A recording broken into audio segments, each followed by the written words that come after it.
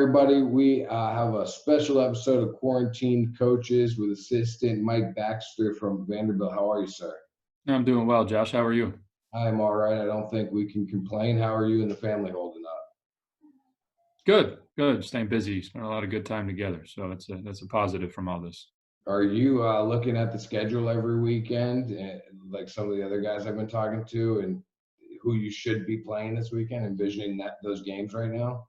Yeah, no, I'm getting my calendar updates. I was telling my wife this week we had a game Tuesday, then I was doing a day trip to NHSI to go see the high school kids. I'm flying from North Carolina to New Orleans for the LSU series. So it's going to kind of be a crazy week, but it's not. It is a wild time. Let's get to some of the baseball stuff. Why is Vanderbilt so good? What are they doing over there different maybe than some other programs, or what is it that puts them at kind of the top of the rankings every year? It's a good question, and I don't know if it's good or bad or different, or I've been fortunate. I've just been on our program for a long time as a player, and then as an alumni and now as a coach. I'm not as familiar with other programs, but the one thing I could tell you is that we've had a great, consistent leader for a long time. Coach Corbin being there for 18 years, taking over in 2003, and then probably having a vision of how he wanted a program to run, and having the opportunity to go build it. And he's had success along the way. But what he does every day is he models the behavior he expects from the guys through his energy, through the way he attacks the day. And then that becomes the expectation amongst staff, amongst the players. And I think when that happens over a long period of time, it gets some momentum, and hopefully you get a bunch of people that share the same vision and same goals, and then you achieve those goals. And I know just from my experience, I think he's done a good job creating that and bringing people into the circle that share those visions. Do you guys have a team mantra that you go off of? I don't think it's a mantra per se. I think if you were to ask us what our main goal is when we show up, we're just trying to get better every single day in whatever lane we're in. I think sometimes it's easy to get caught up in the ultimate goal that you want, which could be winning a national championship, whatever it is your program wants. But I think the route to achieve those goals has to be, chopped up into small bits. So when we show up, whether it's from the staff level, the player level, we want to make sure that we set the goal for the day and that we achieve that goal of improving and taking advantage of that day and not letting it get past us where we didn't really set out and we weren't focused and we didn't do what we needed to do to get better on that specific day. You talk about really setting the goal each day.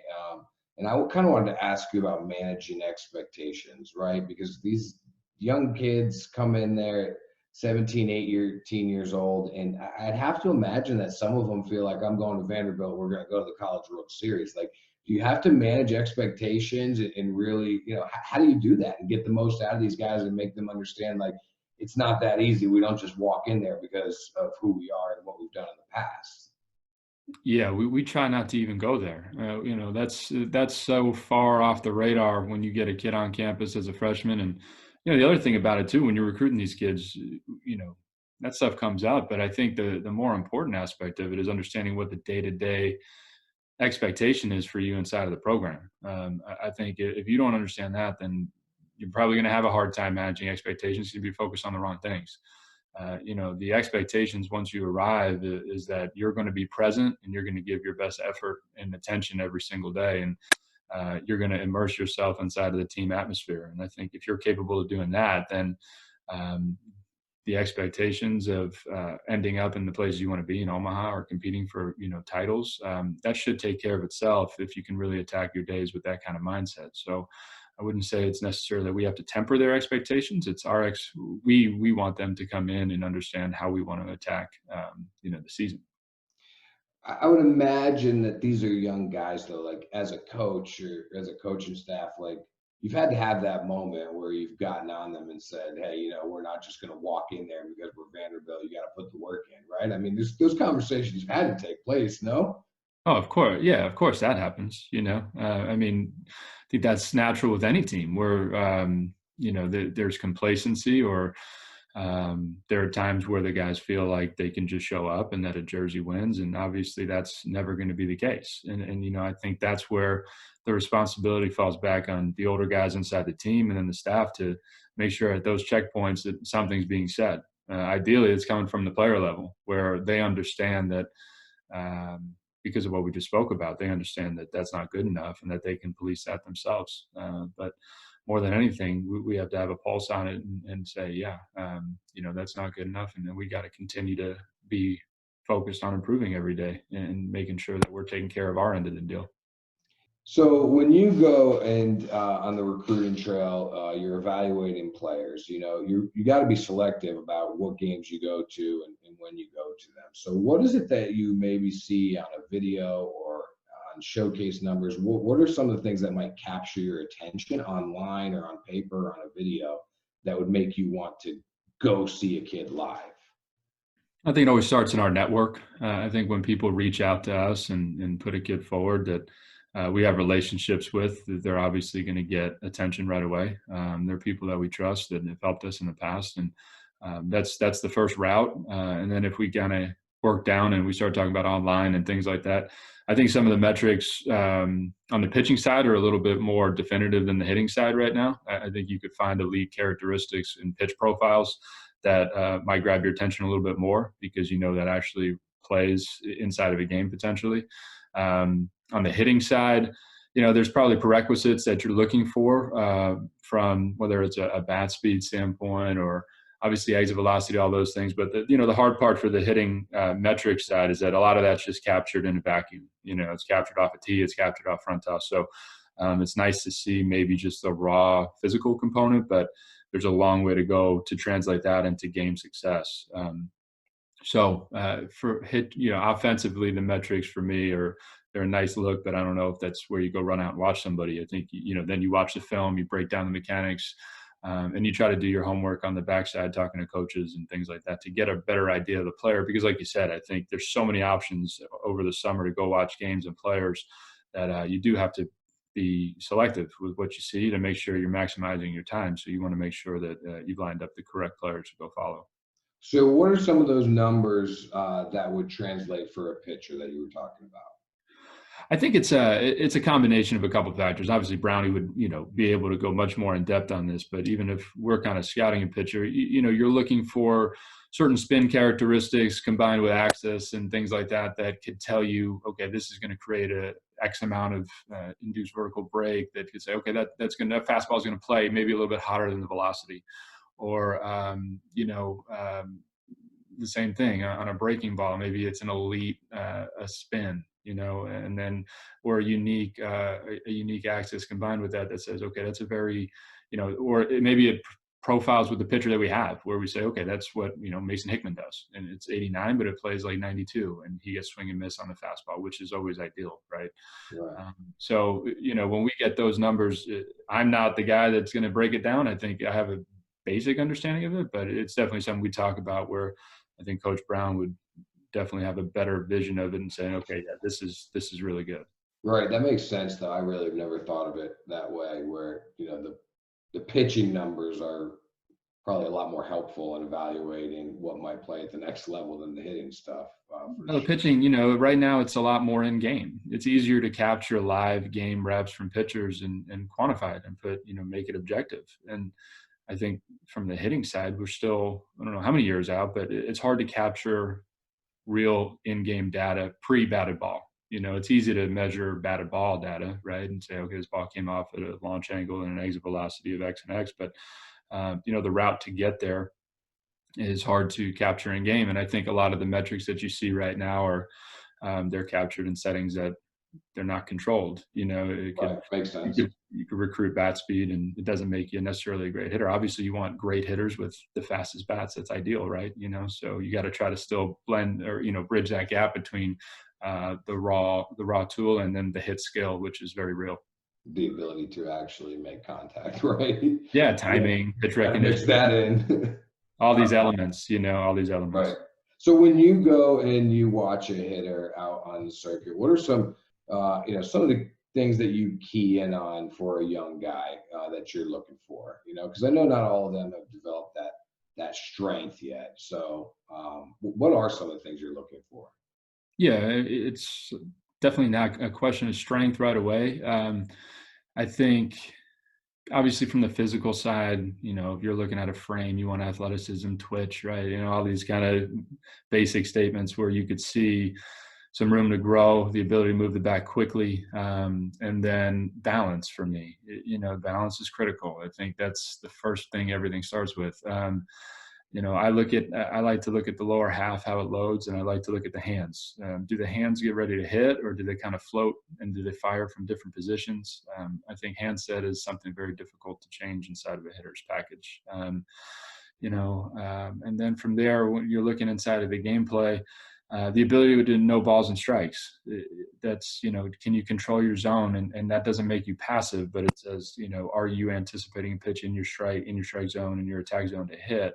And when you get that, do you put your bat on it? So for me, I love guys that can barrel balls consistently. Show me the ability to spin the ball to all three fields. If we're fortunate enough to watch them take batting practice a few times, show me command to be able to hit line drives to all three fields. That shows me that you know where your barrel is. And I think the higher you go, you're obviously going to have to be a good ball striker. That's critical, And for young hitters, I think guys that can do that early will grow into the slug inside of our program, hopefully, or maybe on the pro side. But if you're chasing the slug early, you're probably going to put yourself in a position where you don't develop the proper skills to be an elite level hitter so that you can get yourself in the lineup, when the game actually starts. So from an evaluation standpoint, guys that can put the barrel on the ball sounds simple, but if you have balance and you have the ability to put your barrel on the ball, then you should be able to hit multiple speeds. And I think that's kind of that third level hitter where you see that in high school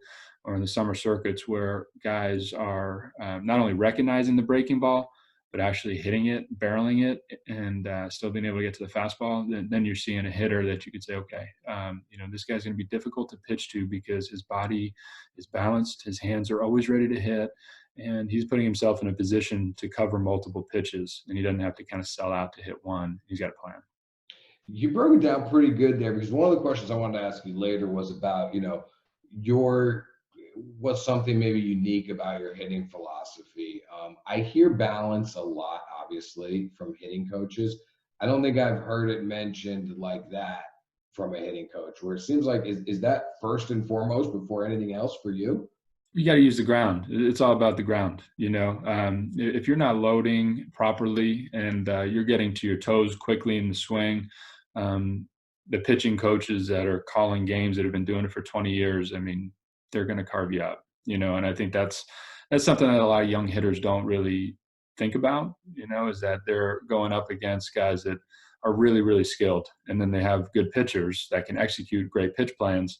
And then if your balance isn't in control, you don't have a chance. You're going to speed you up, slow you down, raise your eyes, and get you they're going to break your posture. And when you lose your posture as a hitter, it's a really dangerous place to be, because then it really shortens and shrinks your hitting zone.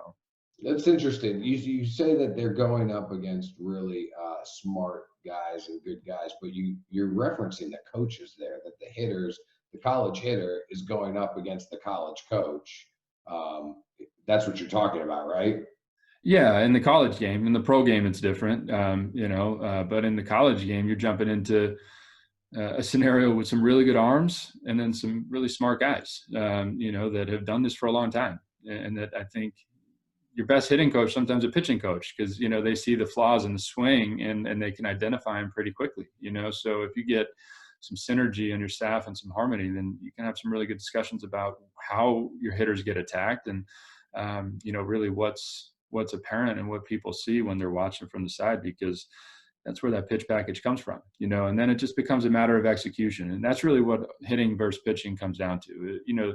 We're sitting here talking a lot about pitchers, but they still got to execute their pitch, and they don't do that all the time. They're not machines, So if you're asking, what do we teach that's different? I don't know what's different, but I do know that hitters shouldn't be worried about hitting the hitter's best pitch. They should be really hyper focused on making sure they don't miss the mistake, because in college, you're going to get 2 or 3 mistakes at bat.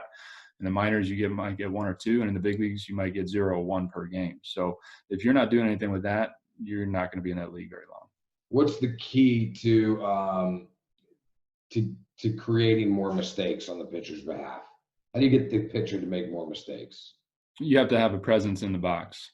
If you walk into the box and the people in the stands and your teammates, and really more than anything, the guy in the mound, he doesn't feel your presence in that box, then there's going to be no pressure on him to have to execute. And when players play without pressure, they generally execute. When they start putting pressure upon themselves, whether it's by virtue of the opponent or their own brain, you're going to see that execution rate go down, and mistakes are going to be made. And that's both offensively and defensively, pitching or fielding. So, as a hitter, try your best to be proactive instead of standing there trying to read the pitch and do all this stuff. And this is a very tiny segment of time, 0.4 seconds.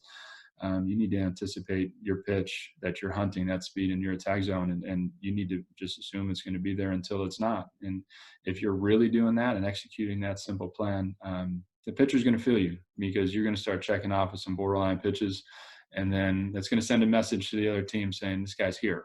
He's here right now. He's in the ground. He's balanced, and he's seeing my best pitch. He's laying off it. Now what do I do? Either I got to pay up, or maybe I try to execute so much that it's either a big miss or it runs back over the middle, and then hopefully that hitter's ready for it. You appreciate patience in the box, huh?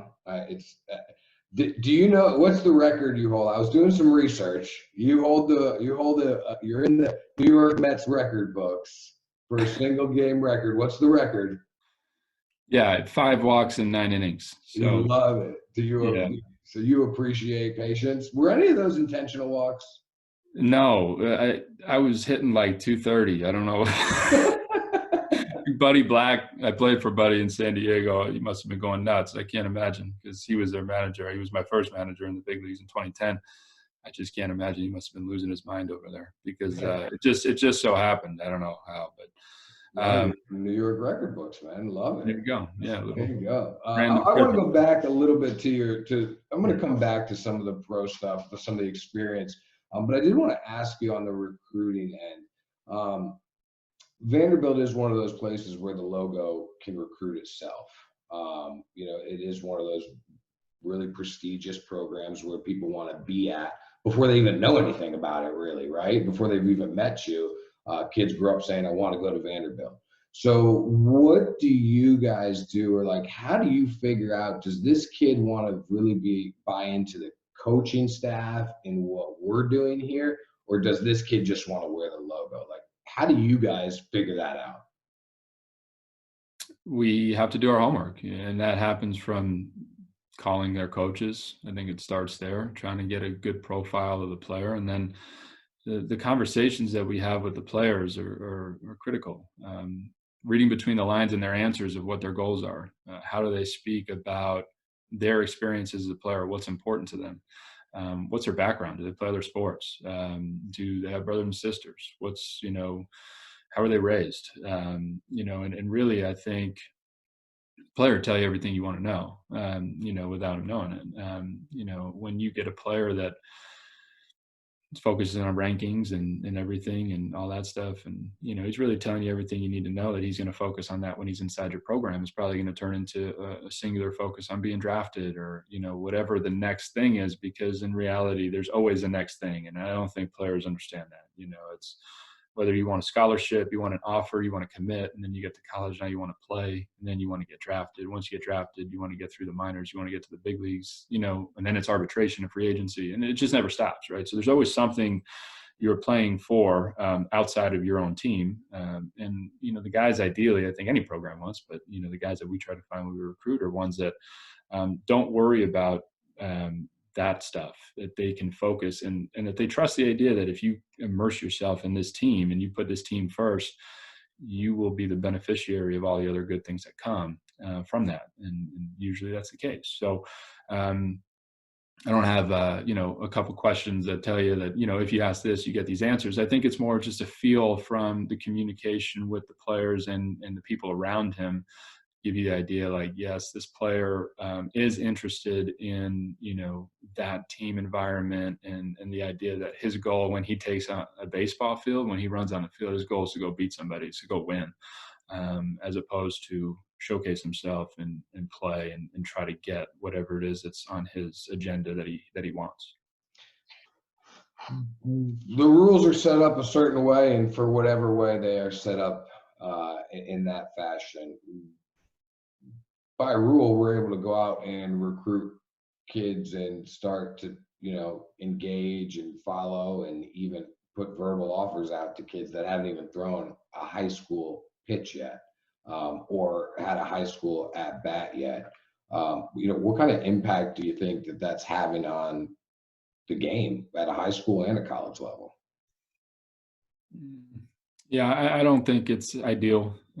Personally, I think kids should be able to be kids for a little bit and play. And obviously, we're all doing the same thing because it's just kind of where the industry is right now, where you identify players earlier and earlier, and you want them part of your program for whatever the criteria it is that you evaluate players with. So, it's kind of a chicken and egg type of deal right now. But I think if you just are looking at it from the 10,000-foot view, there's probably some space to slow it down. Because I think less of an less from an evaluation standpoint, and more just from a life cycle standpoint. I think it's really important for these kids, if they're going to choose the correct school, they really need to get familiar with the personality of that school. And like you said earlier, not the brand or the logo. And that is difficult to do in the current climate, in terms of how you have access to the players from an information giving standpoint. That's challenging. So I think there would be a benefit from having guys have more time and giving them a chance to really identify and see what schools they want to go to, not just, they called me first and, I haven't heard from the other schools, so they probably don't like me. And it's like, well, you're in 8th grade. So Right. I don't know if that's the case, I No, don't think. I love that answer. Not so much from the evaluation standpoint, but give the kids and families more time. But looking at the evaluation part, you can't speak for everybody, obviously, but what is it like? Everything's based off projections, right? So you're looking at a freshman or a sophomore and you're saying, okay, this 15 or 16-year-old kid, by the time he's 18 or 19 in our program, we think he's going to be this. What is it about a 15 or 16-year-old though that you can trust, or what characteristics are there that you feel like are trustworthy enough to where it will translate later, if that makes any sense? Yeah, it's a good question. I don't think, in that previous answer, there's an evaluation standpoint too, and it's not ideal. I mean, I don't particularly, obviously there's some players that stand out at that age, but if they're that good at 14, they're probably really, really good, and they might never show up to college. So, there's that component too, where you identify these future top 10 picks and say, Right. he's probably going to sign. So, what are things you're trying to hang your hat on? I think it goes back to what we talked about earlier about when you're evaluating, it's how does a kid fit inside your program? And that's challenging to find because they shouldn't be expected to have those types of answers at 14 years old, or 15 years old. I think sometimes it's unrealistic. Now, it's not to say that every player doesn't, because some players do. Some players are wired that way young, and you can kind of see that and you could learn about that, and you watch their style of play, and it kind of comes out between the lines. So from the personality standpoint, you're looking for the kid that has got, aligned goals with your program. And then I think from the physical standpoint, you need to see room for growth. I think the players that we generally recruit at Vanderbilt tend to be more athletic, and, we like athleticism maybe over kind of brute strength. We like guys that can move around the field, play multiple positions. So for us at those ages, especially at those ages, you want to make sure there's some room to grow. You want to make sure that to the best of your ability, you can figure out if you think from a personality standpoint, they're aligned with what you value from your players inside the program. And that's usually confidence, and not not fake confidence, but true confidence, where they play for their teammates and they play to win, and they don't play to make you think they're confident. Let's move ahead a little bit to some of your background and how you coach. You were a 4th-round draft pick by the Padres, correct? The Padres? Yep. Okay. And you played for some pretty notable teams in organizations, the Dodgers, the Cubs, the Mets, as we said. You dealt with some injuries during your career. And I I know that's one of the tougher things athletes go through. Um, what is the key to making it through rehab, not just one time, but two times or three times, and how it gets harder as the more guys hit the DL? You can't you got to give your body time to heal, and that's always something, I think in sports it's like you kind of go backwards sometimes. If you get hurt in spring training, all of a sudden now you look at opening day and you think I'm going to be healed by opening day, and it's like that's so arbitrary. No, you're not. Your body doesn't care that the season starts April 1st. You have a 6-week injury, so get your mind right. But the challenging thing I think about being hurt is, one, you get removed on the pro side, at least, not so much in college, but on the pro side, you get removed from the team environment. And two, you got a ton of time on your hands. So you've got to fill the space of time, and then you kind of have to learn how to operate on your own, and trust that, you're getting obviously the care and the treatment from good people, and that you just can't mess with it. It's like if you pull your hamstring, you can't just test it 10 times a day to see if it's still pulled. You just got to let it do its thing and go. But I think as you get older inside a career, then it does become a little bit more stressful, especially in my style of career, because you just didn't know how much more time you had. So you do your best to get back. But at the end of the day, you have to be healthy if you want to play at the highest level. You got to make sure that you take care of yourself when you are injured, so that when you get back out there, it's not something that lingers and turns into a chronic issue. Do you ever get out on the field and tell stories about when you were a pro and what you learned, like an old guy does? I try not to, because I think there's a lot of holes in my career that they could come back at pretty quick. No, no, you went to the bigs. There's no holes there. What's something that you learned along your journey through the pros that, like for example, you learned something at the professional level that you didn't know when you were in college, right, or in high school? What's something you learned later that you're now able to provide to your players at a younger age than when you got it?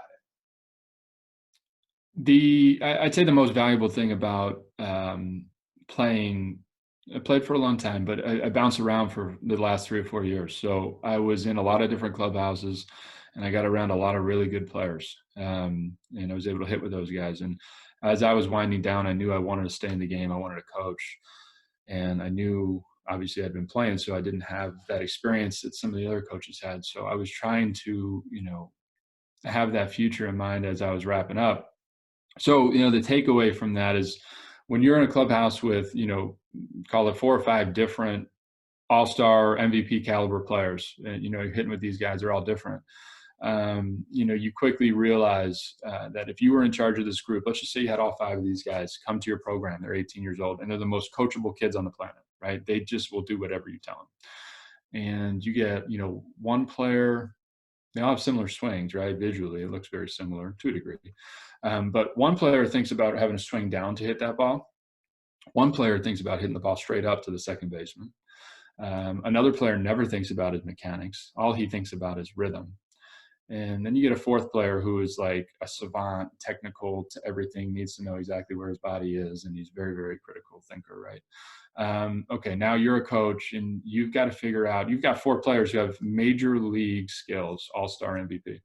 If you taught one of those styles because you thought that was the way, you're probably going to lose 3 of those players, and if they're really coachable and they're inside of a very competitive environment, what happens to that player? How do you get the best out of them? So, that was my experience. And, each of those players has a real name, and, they were great. And, hitting with them, when you're a teammate, you get the real dope, man. You get the real inside info of like what these guys are thinking about and how they respond to certain styles of coaching.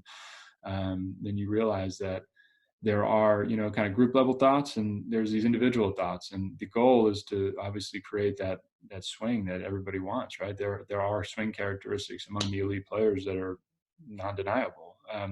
But those elite players get to those swings very, very differently. So, if you're asking what I took away, I think, there's a lot of languages in hitting. There's a lot of them, especially from a physical standpoint. There's a lot of languages. And I think it's important to try to be as bilingual as you can, so that maybe when you identify a certain type of mover, or you identify, a swing flaw, then maybe you could speak a language that brings that guy back to the middle. and to try to connect with a bigger group of players, and then from there, what is applicable to the whole group, and it's like we talked about earlier. I think it's balance and knowing what a strike is. And I think that's a big deal in your thought process when you go to the plate. I haven't been around many hitters that have told me that they've hit off really good pitching when they think about where their hands are and how high their leg goes and where they stride to. That's really difficult to do inside of a game. So I just try to build some ideas of what it takes to actually compete at the highest level from a mental standpoint, and then try to speak languages with the hitters to get them to that, their best version of their swing that we all feel like, the best do.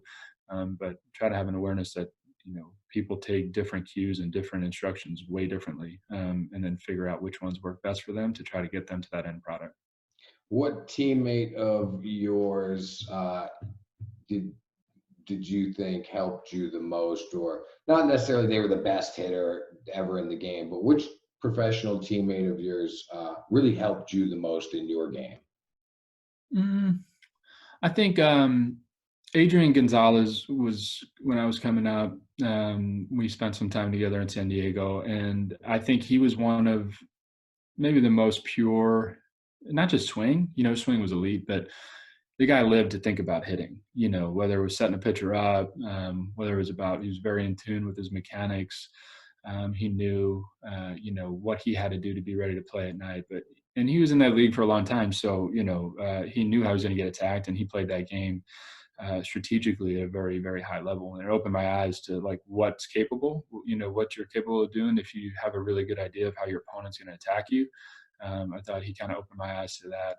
I came across Rick Eckstein. He was not a player. His brother David I played with in San Diego, but Rick was a coach that I had. And I think from the physical standpoint, he helped me the most. I think he shined some light on some basic fundamentals that I had gotten away from. The era that I was coming up in, it was Moneyball was hot. It was a lot about pitch recognition and not necessarily about slugging, but more just getting on base. So what was taught, you would kind of sacrifice some athleticism in your swing to try to see the ball better. And Rick really helped me kind of tap into how my body should move. And I took a lot away from him from the physical standpoint. Justin Turner and I were teammates in New York, and I think he's on that newer wave now of guys that have really understood the value of efficient movement patterns and mechanics. So on the tail end of my career, we were on the bench together, and then he took out and I coached. But he he really tapped into some. And now he was always a great hitter, though. JT. I mean, you go look back. This wasn't a dude that was hitting 220, and this guy raked forever. Right. And then what he did was he learned how to move a little bit better, and then he tapped into that power, like we talked about. He knew where his barrel was. He was a ball striker forever. And then the power came last, and obviously that's where he's at now. But he developed that hit skill at a young age, and he was excellent. Toughest pitcher you ever faced?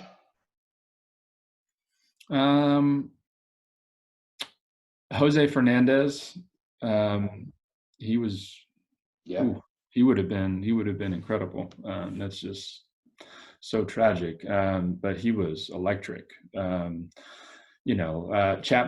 I don't want to. Weren't you Did you hit You hit lefty, right? Yeah, and then you faced Araldis. Yeah, I don't know. The bench must have been empty. I don't know. It must have been the 13th. Dude, that I would whenever I talk with guys, like, okay, what's the worst situation possible that you wouldn't want to be in as a hitter? It's always a left-hander versus Araldis or Randy Johnson. Like, that's the last thing I'd want to do. Yeah, it was real. I mean, he's real. I mean, Roy Halladay was just different, and I got him on the back end of his career, and I mean, he could make the ball move anyway, front door, back door, cutter, sinker. I mean, he was almost better when he had you 2-0, because then he could, expand a little and use your aggressiveness against you. He was just, and that wasn't even when he was throwing 95. It was just, he was excellent. But I mean, that league is those are some decent pitchers. Yeah, there's a lot of them in that league. Proudest moment as a professional, in not the best game or anything like that. Like, what's something you look back on and you're like, that was a great moment in my professional career? Ooh, what's the story you're going to tell your kids when they get older? I walk 5 times a game. No, that's not going to be the story. I was in a no-hitter with Johan Santana for the Mets. It was the only no-hitter. That's probably my most. I made a catch, and that I got hurt on the play, but that was probably my most, I guess, memorable moment inside the league. Was it a diving catch or something? Was it one of those game saving or no hit saving catches? Yeah, I ran into a fence in left field, and Okay. yeah, so I Awesome. mean, it was good, Yeah. but that was, that's probably, I don't know if it's the proudest, I just think the cool thing about being done playing is that you look back and it's like, man, whether it's a 15-year-old kid in New York, I'm from Queens, I was a Met fan. Like, if you told me I was 15, I was going to play pro baseball for that long and, get a chance to play in the big leagues for 4 or 5 years, like, sign up for that in a heartbeat. And when you're playing, obviously you're competitive, so you always want more. But I think the beauty of being done is reflection, right? So you get to look back and say that was awesome. That was really cool. And I think, I'm proud of, I'm proud that I was able to play for that long. And I'm very fortunate I was able to play. I came across some really smart people at the right times in high school, obviously Coach Corbin in college, and some great coaches that helped me figure out who I was as a player. And I think that's a big component. You got to know what you do, and you got to believe in it. Because if you don't have that, then you're always searching. And if you're always searching, you're not going to play for very long. Coach Baxter, this was great stuff. I am sorry that you are sitting here with me and not in your dugout right now, but I do appreciate you trying to help keep baseball alive right now. Thanks so much for doing this, sitting down, talking baseball with us this morning. Anytime. Thank you, Josh.